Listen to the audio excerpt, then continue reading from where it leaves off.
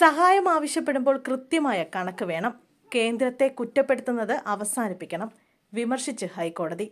സംസ്ഥാന ദുരന്ത നിവാരണ ഫണ്ട് ഓഡിറ്റിംഗിൽ കടുത്ത അതൃപ്തി പ്രകടിപ്പിച്ച് ഹൈക്കോടതി.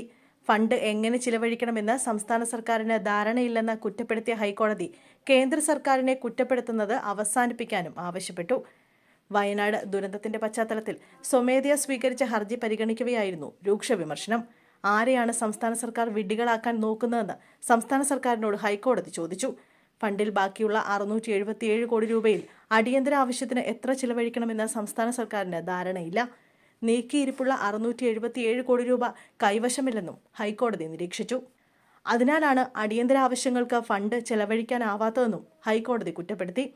കേന്ദ്രത്തോട് സഹായം ആവശ്യപ്പെടുമ്പോൾ സംസ്ഥാന സർക്കാരിന് കൃത്യമായ കണക്ക് വേണമെന്നും ഹൈക്കോടതി ചൂണ്ടിക്കാണിച്ചു. 677 കോടി രൂപ ഫണ്ടിലുണ്ടോ എന്ന് സംസ്ഥാനത്തിന് ഉറപ്പില്ല. തുക പാസ്ബുക്കിലുണ്ടാവും, എന്നാൽ ബാങ്ക് അക്കൗണ്ടിലുണ്ടോ എന്ന് സർക്കാരിന് അറിയില്ലെന്നും ഹൈക്കോടതി കുറ്റപ്പെടുത്തി. അടിയന്തര ആവശ്യത്തിന് ഇതിൽ എത്ര രൂപ ചിലവഴിക്കാനാവുമെന്നും ഹൈക്കോടതി ചോദിച്ചു. എന്നാൽ ഫണ്ടിൽ വ്യക്തത വരുത്താൻ 2 ദിവസം സാവകാശം വേണമെന്നാണ് സർക്കാർ ആവശ്യപ്പെട്ടത്.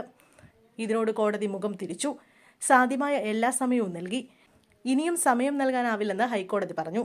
തുടർന്ന് SDRF ഫണ്ടിൽ വ്യക്തത വരുത്താൻ വ്യാഴാഴ്ച വരെ സാവകാശം നൽകുകയും ചെയ്തു.